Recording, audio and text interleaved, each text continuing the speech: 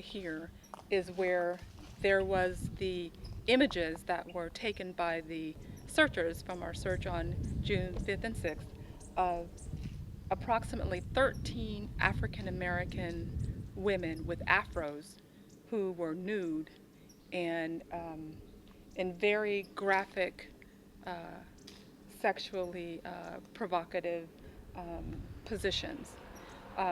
Along the concrete here were wordings indicating entering Afro land or something similar to that. Over the side here, it said Afro Hoes, H-O-E-S, so Afro Hoes. There was some other writings on the poles. And one of the images was of a woman who was painted blue, kneeling on all fours.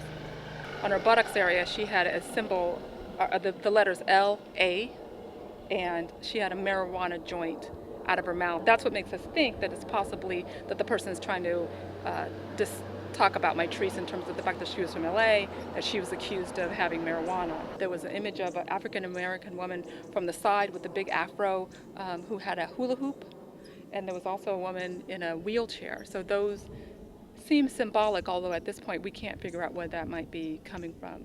There was also paintbrushes that were left here, so those hopefully can be analyzed for fingerprinting. There was a paint lid that also should be able to be analyzed for the color and type and where it may have came from. There was a roller brush here also, and like a little bucket where they might pour their paint into to do the painting. And it was a lot of color in the paint, so this person took a lot of time. They clearly had some type of artistic ability. This definitely was not your typical tagger, at least in my opinion. As a psychologist, there are certain images within that mural that are quite telling. Very often people who have some type of psychopathology will draw images with big eyes, and there were two images that had really big eyes, and one of them appeared to be not African American and kind of in the background with these very big eyes.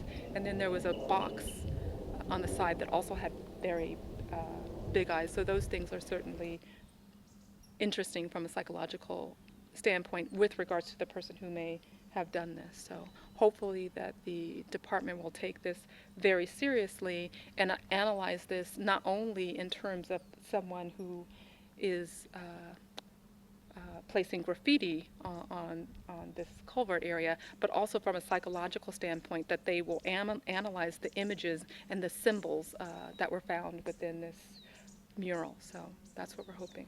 This image yesterday was painted with the mural, which is what we're calling it, and here today the city has quickly come by and painted it over. And I'm not sure how much of the community here knows of the sexually explicit mural that was here, and how uncomfortable they might be knowing that this was actually in their community and that someone specifically came down here to do that.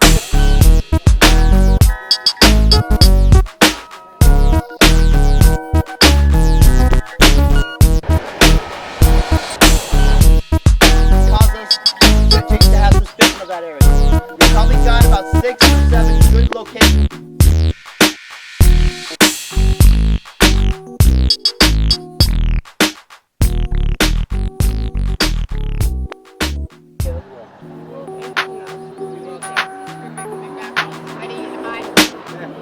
Stuff out there. The bug stories already.